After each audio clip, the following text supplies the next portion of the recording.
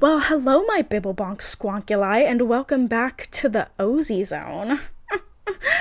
I know it's been 2 months since I've made an episode, and for that I do not feel good, but honestly, life has taken me many places, including just a lot of sitting in my room, but we're gonna get around to that. We're gonna get around to what I've been doing while I've been sitting in my room. I hope everybody had a lovely rest of their summer season. Here in the Bay Area, it's still hot, like over 80 degrees every day, because we get summer in the fall as well. Like, it will straight up be cold and foggy throughout the summer, and then as soon as fall hits, here we go, let's go to the beach. They call it Indian summer, and I do kind of enjoy it. I wish I could get like actual fall weather, but let me not do literal small talk, because that's not what we do here. That's not what we do on OSIEZONE. I filmed this episode already last week, and the audio cut out halfway through, so I've got my little, I'm watching the audio level on this thing like a hawk, because it was such a good episode I had filmed. So thank you all so much for waiting. It's currently September 22nd. Yesterday was the 21st night of September. Anyway, I hope you all had a great summer. I turned 21.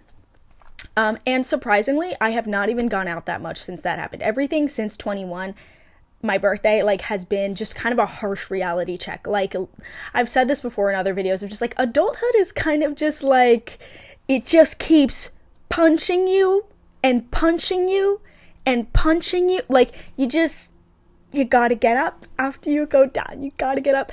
And then, okay, you guys are always like, oh, what's your sign? Are you into astrology? And then also probably a lot of you that are watching this are like, why would you... astrology, girl? Like, you look like you have astrology, you septum ring, baby bang, whatever. Thank you. Not like, as if I haven't heard it before. My mom is a Vedic astrologer. And apparently I'm in this thing, like, Saturn is over my moon, and it will be for the next, like, 2 years. So the next 2 years of my life, I'm going to be facing a lot of the harsh realities of life, which is just lovely and beautiful. Let me get my water.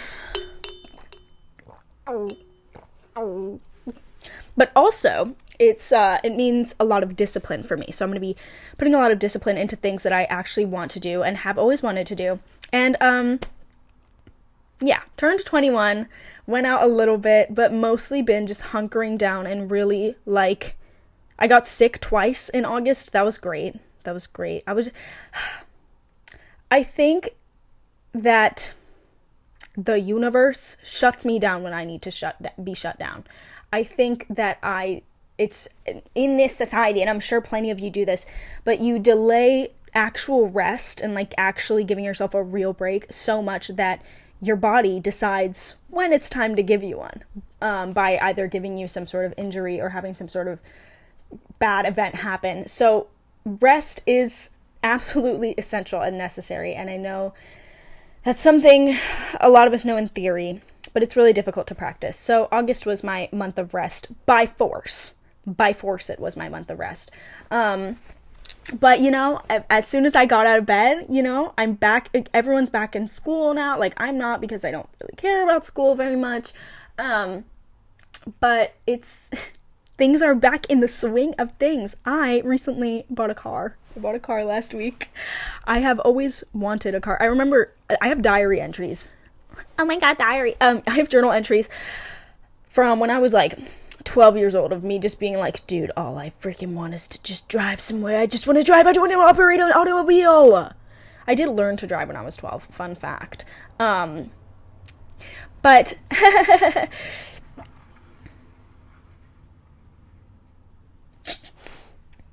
I didn't get my license till I was like 15 and a half. The first time I took my driver's test, I cried because I failed.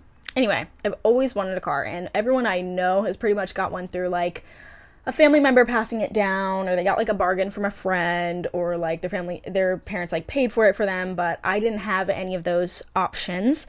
And because of you guys, and because of the support I've gotten and what I've been able to do here on the internet, I was able to save enough money to buy myself a little used car, and I knew that, like, I was totally in a depressive burnout, like, slump for most of summer. I just was so, like, once again, like, I got sick for a whole month. I like, was sick, and then I got better, went to a music festival, Outside Lands, and then stopped, and then came back, and then got sick again. And before that, I was just extremely burnt out and not wanting to work, really, but also, you know, how many of us really have that option? You know, but I was able to buy myself a car, and I knew that that would be kind of the end of my depressive, like, slump, and I got it, and I'm really happy. It's something I've always wanted for years, and it just, like, thank you guys for watching me and supporting me. And if you bought my song on Bandcamp, I love you. Bandcamp, Binkin' like, go. Give me $1, I'll get like 96 cents maybe. Or like a sandwich, if enough people buy it. If enough people buy it, I can get a sandwich. But the independence of being able to leave the house whenever I want, or to like go on a road trip, or to just like go see my friends, because I have friends all over the Bay Area. I have like in every city, like I think like one or two, maybe three of my friends actually live where, like, in the same vicinity as me. So having that power to just, you know, car-centric infrastructure in America, like actually being able to navigate that and go around is just, it's been like incredibly freeing. And yeah, just going out. So yeah, I got a car. Thanks world. Thanks you guys.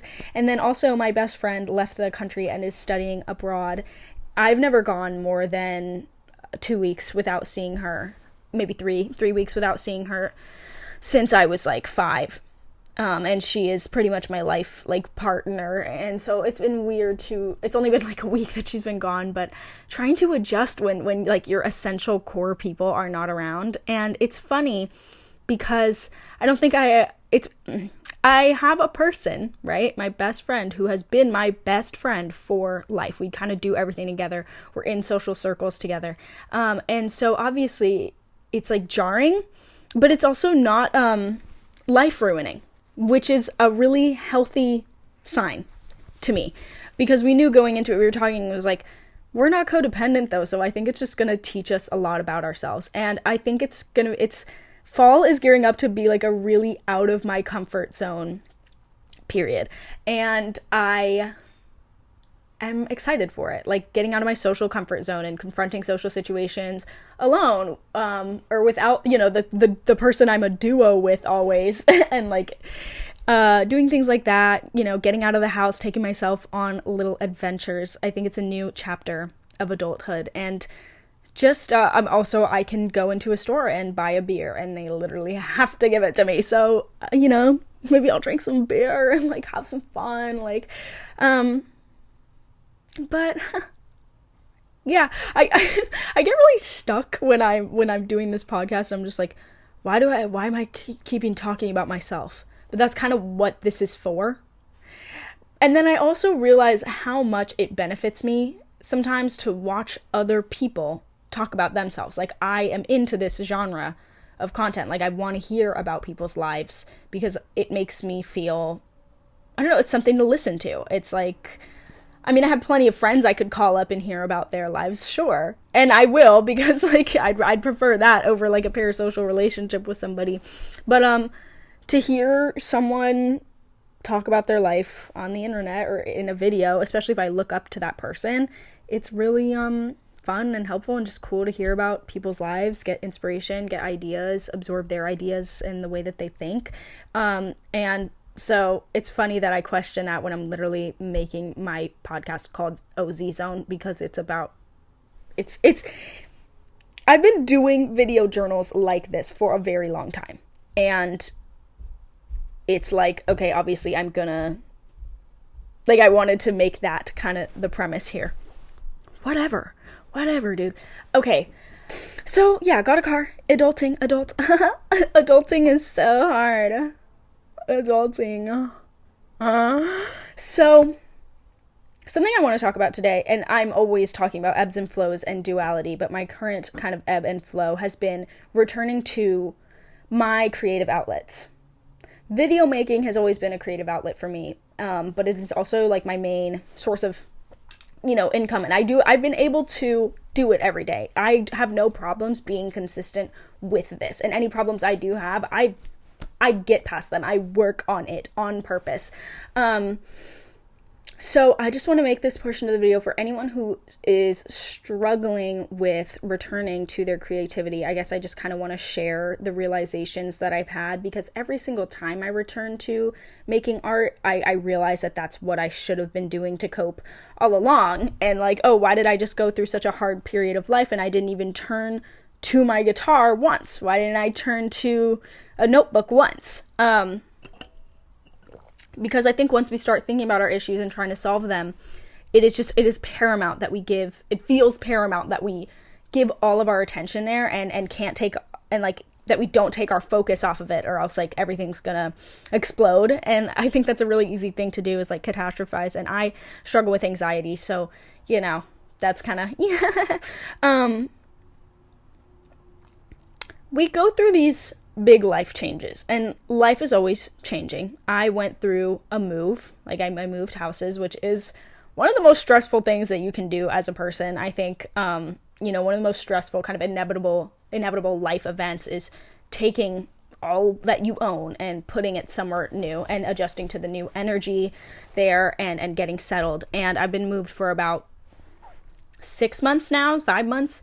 And I still haven't even unpacked most of my stuff, but I think my creative spirit is finally settling. And after these big changes in our lives, we have to like almost adjust to being a new version of ourselves. Like, this is the version of me that exists after this big event happened to me, whether it's like a breakup or moving somewhere new, or just like or like a loss, like any type of really big change. It's like you have to kind of reorient your creativity. Like, there's so much new information in there, and figuring out how to express that new information is really interesting.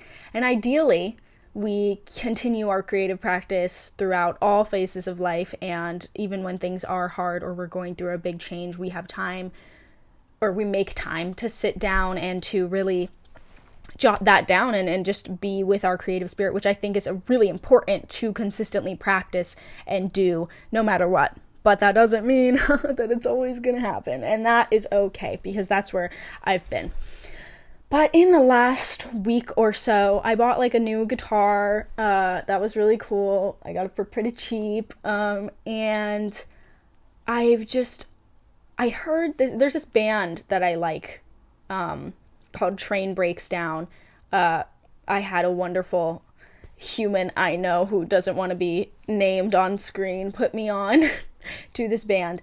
And I had this night where I was like, this month I'm really trying to focus on,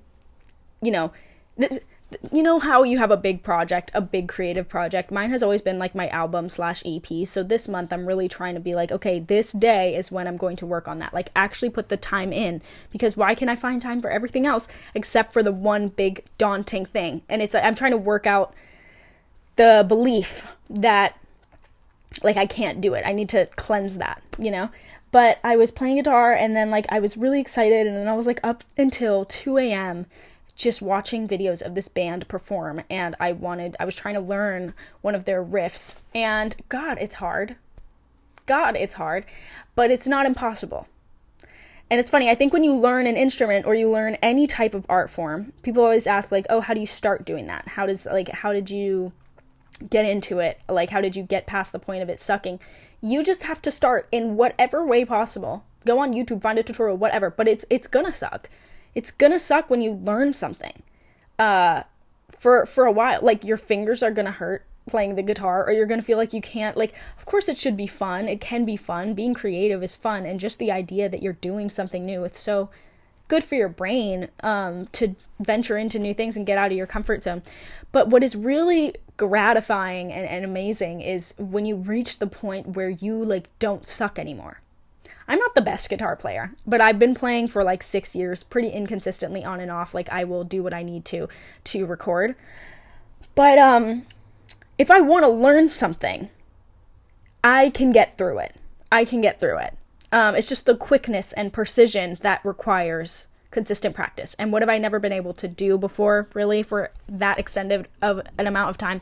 It's consistently practice, because of big life changes, because it's so easy to let things throw you off your game if you don't prioritize something. And the reason I've been able to prioritize things like video making or speaking, which are artistic expressions of mine, is because I've turned them into, an income source or something that I must stay consistent with if I want to keep it. But the same goes for any type of art, even if it's not making you dollars. Okay. So returning to creativity has been big because I feel like as an artist, no matter what you go through in life, you can go through so many challenges, trials, tribulations, big changes, anything, struggle so hard and ask, what is the answer to this? Like, where can I put all of this emotion? And at the end of the day, the answer always ends up being art. It always ends up being your creative expression. And that is just a continuous realization that you have as an artist over and over and over in life. So I've been returning to creativity finally, and I'm a completely different person than I was the last time I really had a consistent practice or interest in just doing something so simple as playing an instrument. And you have to avoid the trap of like hyper productivity, because with the amount that we can get done on a computer or with just like, if you're going to work, like the amount that you can get done so quickly that you have like the immediate and also the immediate kind of dopamine forms we have, like scrolling or eating junk food or just any of the like indulgent things, which are totally okay to do sometimes, but often we use them to just get quick dopamine and quick rewards. So with the combination of those two things, like, I need to work, I need to do this, and also like I want my quick dopamine, doing something like a consistent practice at a skill, like guitar, like any instrument, like painting, like writing, anything expressive, it's difficult to stay consistent with, but it is so rewarding long term. And so the most important thing that I am trying to do, and that is good to do if you want to build a skill, is to find a way to consistently remind yourself and remember how much progress you can make over time if you are consistent with something, like taking videos of your progress. Like, even if you're like going to the gym, taking videos of your progress, documenting that and holding yourself accountable. I was watching this video the other day from this really dope guy. I'm actually gonna like pull it up and see what it was called, because I really recommend watching this video. How to make doing hard things easier than scrolling YouTube. Newell of Knowledge. I don't know if I said his name right. That video, everything that he went over, like, really resonated with my heart. And dude, I've got like my app blockers on. Like, I haven't gone on social media all day because I was like, I need to film this podcast. I keep procrastinating. But resetting your dopamine receptors, whatever, and really doing the rewarding thing that is sitting down and actually learning the thing you want to learn, it actually is addictive, and it can become that way. And it's hard for me to believe, especially consistently. I'm on this new mindset, like, it's day one, like, I've been practicing guitar for like 3 days in a row. I'm like, oh my God, like, I'm a totally different person now, because it's going to be challenging. As someone who struggled with screen addiction pretty much their whole life, and whose job also involves appealing to the mass scroll, it is interesting trying to reset that, but it's not impossible. It's really not impossible, and it's totally worth it, and things feel so much better and more calm. And it also feels a little redundant talking about this because I feel like everybody's talking about it. but it's good when everybody's talking about something. And maybe that's just my feed, because there are so many videos and so many algorithms in the world. But it feels like everybody's talking about it. But it's good when everybody talks about something, because that means that group realization is coming, and that us as a collective are reaching a consensus about the effect that technology has on us, which I think is really, really important to be aware of, especially with how quickly technology is developing. I've also been reading this book. My audio cut out again, guys. I've been reading this book by Rick Rubin. I think he published it in like 2023. It's called The Creative Act, A Way of Being. I get a lot of my knowledge and wisdom, and I honestly, like, sacred study and like spiritual, I don't know, just like solidness in my soul. I get it from listening to books, reading books, and this is one that has really helped me reactivate kind of my creative mind. But The Creative Act, A Way of Being by Rick Rubin. And a lot of people ask me for, what books are these that you're talking about, these fated books? And I would love to actually go over more of them in a video soon. But it's like it's a Bible almost, and there's just like different verses about different things, and it's, everyone's always raving about the Bible, and they're like, oh, the Bible, and I have my opinions about monotheistic religion and any religion that, like, I have my opinions about religion, but I realized I can make anything my Bible, I could make anything my book that I abide by, and that I don't have to associate the stigma of how I feel about religion and what I think and what it's done to us as a society, once I remove that stigma, because I think it's hard especially, I don't have religious trauma. I think the country and the world has collective religious trauma, but I think a lot of people who escaped religion or have religious trauma, it's easy to kind of stigmatize the idea of believing in anything at all or worshiping anything at all, even if it is yourself, even if you are deciding what to worship. So things like, there's this other book, Change Your Thoughts, Change Your Life by Wayne Dyer, that goes over Taoism. I find myself really identifying with the teachings of Taoism. And also this creative book I'm reading. Just things that you can read and reaffirm to yourself every day, your beliefs, and invest yourself in that sacred study. Every time I'm like having an anxious period of my life, my mom is like, you need to do sacred study. Like, whatever is sacred to you, study it daily and do it daily. I think that's a really important way to stay assured in who you are and what your values are. Like, what do you want to perpetuate and encourage in your lifetime as a person? Is it being kind to others? Is it like you need to remind yourself every day what you believe in so that you can operate from that belief system. I think it's dope. And do whatever you want. But like, I'm deciding what my Bibles are, and obviously they can change always. But currently that's definitely one of them. He says some beautiful, beautiful stuff. Something I've been realizing though, and I think this subject is touched on definitely in the book, is embracing my flaws. The other day, I've always been, the other day I had this big realization, because I've always been insecure in my journey as a self-taught, musician and producer, and as a woman on occasion. It's easy to be insecure about my production quality, or, just the quality of what I produce. And I am nowhere near a mixing and mastering master. I'm not a pro at producing, whatever. And actually, I've gotten plenty of comments being like, girl, your sound is like all over the place. You need a better producer. Like, why is there so much reverb on this? Little do they know, they just don't get it, and it's supposed to sound like that. But obviously it was always an insecurity of mine, the quality. And this might apply to you too, just the quality of your work, right?